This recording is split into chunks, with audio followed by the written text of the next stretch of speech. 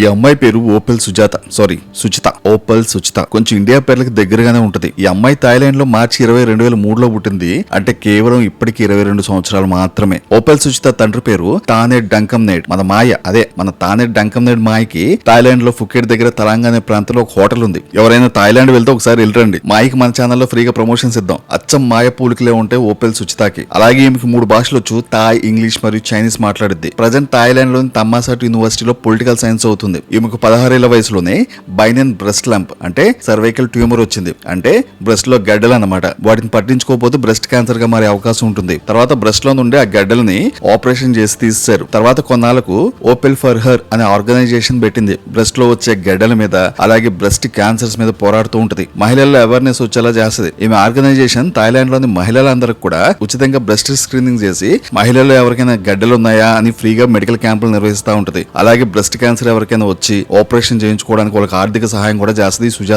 సుజాత అందం ఉంటే చాలు ఈ మిస్ వరల్డ్ కిరీటాన్ని గెలుచుకోవచ్చు అనుకుంటే చాలా పొరపాటు. చిన్నప్పటి నుండి ఏదో ఒక సమాజ సేవ చేస్తూ ఉండాలి. సమాజ సేవ అంటే నువ్వు అనుకునేది కాదురా. చిన్నపిల్లలకి చదువు, పుస్తకాలు, పేదవాళ్ళకి కనీస అవసరతలు, విద్య, వైద్యం ఇలా అన్నమాట. అలాగే ఏదో ఒక టాలెంట్ ఉండాలి. డాన్సులు గానీ, యాక్టింగ్ లో గానీ, ఏదైనా మ్యూజిక్ ఇన్స్ట్రుమెంట్ వాయించడంలో గానీ. అలాగే ఓన్ గా ఫ్యాషన్ బట్టలు కుట్టి ఫ్యాషన్ ర్యాంప్ మీద అందంగా నడవాలి. అలాగే సోషల్ మీడియాలో ఎక్కువ ఫ్యాన్స్ తెచ్చుకోవాలి. అందరిని పలకరిస్తూ లైవ్లు ఇస్తూ అందరికి దగ్గరగా ఉండాలి. అందరు ప్రశ్నలకు సమాధానం ఇస్తూ ఉండాలి. అలాగే ఫాలోవర్స్ ని పెంచుకుంటూ ఉండాలి. ఇన్స్టాగ్రామ్ లో ఓపెల్ సుచితకి 6,70,000 మంది ఉన్నారు. రాత్రి 1 లక్ష పెరిగిపోయి ఉంటారు. ఒకసారి ఫాలో అయిపోండి. అందాల పోటీలో ఇన్ని లెవెల్స్ దాటుకుంటూ వచ్చాక జడ్జిలు కొన్ని ప్రశ్నలు వేస్తారు. ఆ ప్రశ్నలకు సమాధానం చెప్పాలి. ఆ చెప్పే సమాధానంలోనే ఆమె అందం అంతా అక్కడ కనిపించాలి. ఇదంతా అయ్యాక అప్పుడు విన్నర్ని అనౌన్స్ చేస్తారు. అనౌన్స్ చేసే సమయంలో మన తెలంగాణ ముఖ్యమంత్రి గారు పక్కనే ఉన్నారు. అలాగే చిరంజీవి అన్నయ్య మొహం అయితే వెలిగిపోతుంది. నెక్స్ట్ సినిమాలో ఏమైనా బ్రేక్ ఇద్దామా అని ఆలోచిస్తూ ఉన్నాడు. ఇక జడ్జి పొజిషన్ లో కూర్చున్న సోను సూద్ ఈ ఓపెల్ సుచితని ఒక ప్రశ్న అడిగాడు. ఈ మిస్ వరల్డ్ ప్రయాణం మీకు వ్యక్తిగత బాధ్యత గురించి మీకు ఏం నేర్పింది అని అడిగాడు. దానికి ఓపెల్ సుచిత ఏం చెప్పిందంటే, నా జీవితాన్ని నేను పూర్తిగా జీవించాలి అనుకుంటే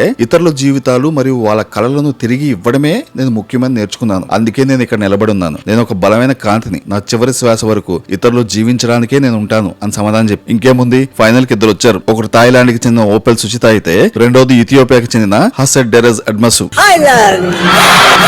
థాయిలాండ్ దేశం నుండి మొదటి మిస్ వరల్డ్ టైటిల్ గెలుచుకుంది ఈ ఓపెల్ సుచిత మాత్రమే. అందుకే థాయిలాండ్ వాళ్ళు అంతగా ఎమోషనల్ అయిపోతున్నారు. మరి మిస్ వరల్డ్ లో మన ఇండియా అమ్మాయి గెలవలేదా అనే డౌట్ వస్తుంది కదా. మన ఇండియా తరపున నందిని గుప్తా అనే అమ్మాయిని ఈ పోటీలో నిలబడింది. ఈ అమ్మాయి మిస్ రాజస్థాన్ గా గెలిచింది. అలాగే మిస్ ఇండియాగా కూడా గెలిచి మిస్ వరల్డ్ లో ఓడిపోయి 8th పొజిషన్ లో నిలబడింది. మరి మిస్ యూనివర్స్ 2024 అలాగే మిస్ వరల్డ్ 2025 గా టైటిల్ గెలిచిన ఓపెల్ సుచిత గురించి మీ అభిప్రాయాలు కామెంట్ రూపంలో తెలియజేయండి. ఇంకా ఇలాంటి మరిన్ని ఇన్ఫర్మేషన్ వీడియోల కోసం ఛానల్ సబ్స్క్రైబ్ చేసుకుని బెల్ ఐకాన్ ప్రెస్ చేసి నోటిఫికేషన్ వచ్చేలా పెట్టుకోండి.